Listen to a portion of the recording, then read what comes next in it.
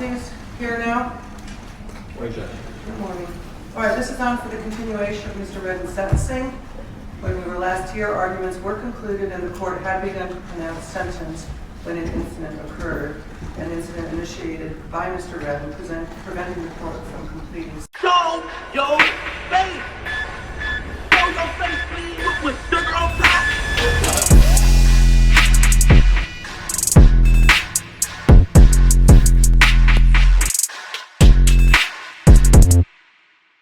Hey, what's up, y'all? Y'all know my slogan.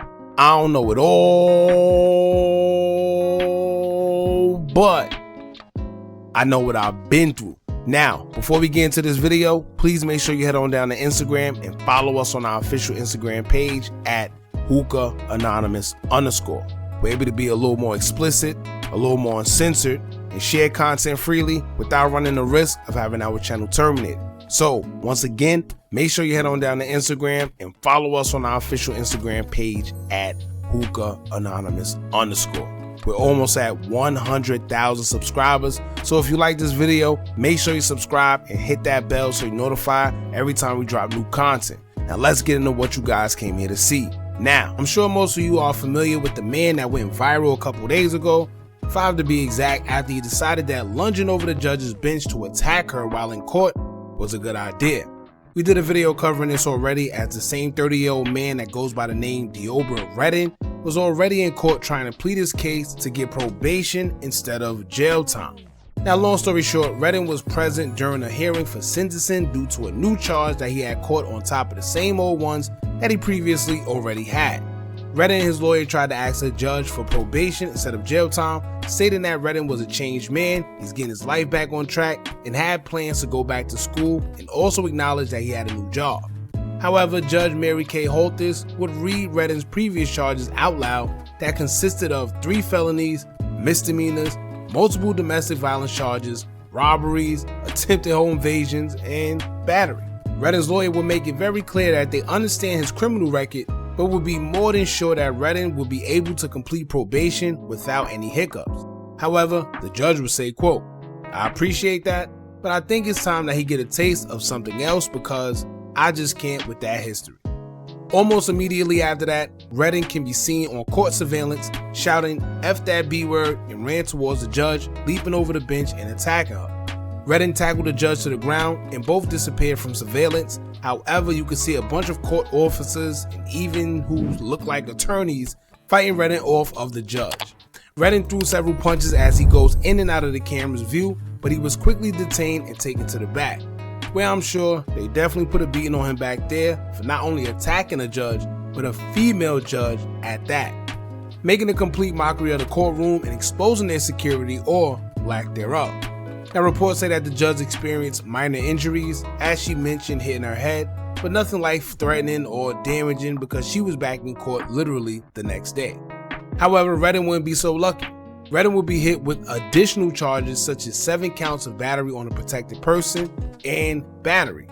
Fast forward to today, Monday, January 8th, 2023, Redden would appear back in court, but this time he had some interesting gear on. Redden had his mouth, face, and hands covered as he reappeared in court for sentencing on the previous charge that he was initially in there for in the first place, meaning that he had to see the same judge, which is Judge Holtis. You know, they seen each other, they was back in front of each other, but this time, like I said, she was very well protected this time. Not to mention, they upped the security in the courtroom for him, despite him having on some type of orange or red mitts, you know, covering his hands, his mouth, you know, just trying to prevent him from doing anything, whether it's punching, kicking, spitting, whatever it is. But he had to face the same judge that he assaulted, and you could bet that she definitely wasn't showing any leniency this time. Now, Judge Holtis sentenced Redden to 19 months to 4 years for a charge of attempted battery with substantial bodily harm.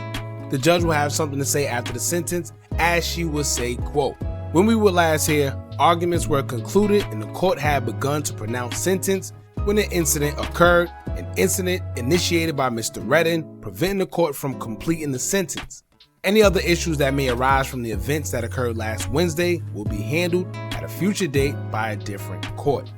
Meaning that all they did today was resume the same court proceeding that they were presuming the last time before he decided to be Tarzan and she made it clear that whatever sentence he got today wasn't personal. He was already going to get the same sentence he received in the first place. He just pretty much prolonged it. And even though she says that now, I'm kind of sure that his antics probably made a little bit of difference, right? It probably just made it that much easier for her to give him what she gave him, right? We don't know really what's going on. She could have said, well, I'm only going to give him 3 years, or I'm probably just going to give him 2 years. You know, you say that you're trying to get your life together. I'll give you 2 years and you take that, but you have to have some type of penalization for your behavior. But like I said, with all this going on, him attacking her, she definitely just gave him what she gave him without blinking an eye. Now, it's kind of interesting because judging from his priors, I'm sure she could have went hard on him and gave him more time based on his record alone. So it's either she's really a good person that, I guess, don't take things too personal, even if it means that a criminal would assault her in her own courtroom, right? She don't take it personal. Or she knows that when he shows up to that next court date for assaulting her in the courtroom with a different court, they're definitely going to throw the book at him, right? So she probably just don't care in the first place.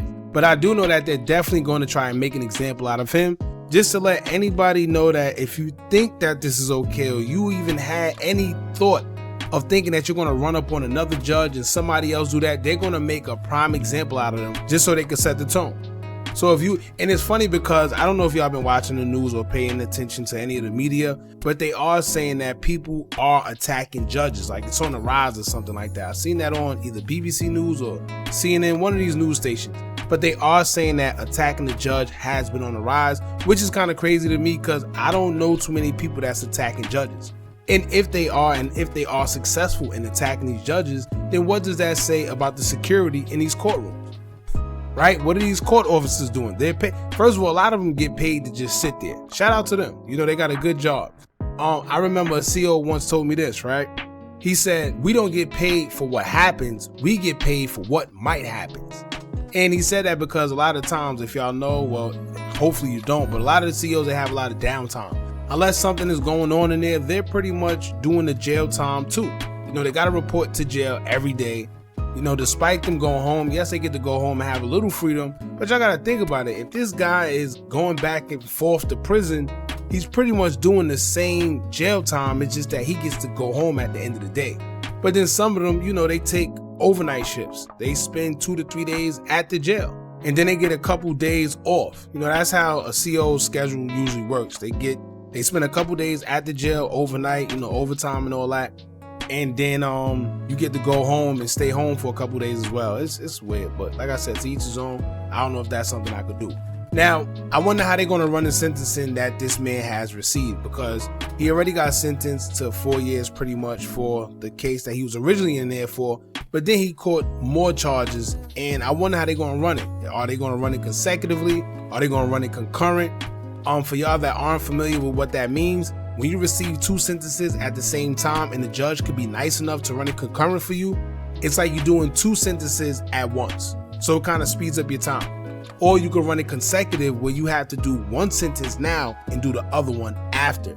So if you get 2 years on one case, right, and 2 on the other, if they run it consecutive, you have to do 4 years altogether. Whereas if they run it concurrent, all you're really doing is 2 years. You still receive 2 felonies or 2 misdemeanors or whatever it is, but you still only have to do, you know, the time concurrently, which is together. So let's see how it turns out.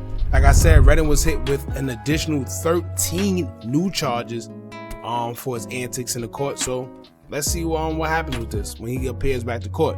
Y'all jump in comments, let me know what y'all think about this. Don't forget to like, comment, share, and subscribe. Hit that bell so you're notified every time we drop new content. And remember, as long as you keep on watching, I'm gonna keep on dropping. And I'm out.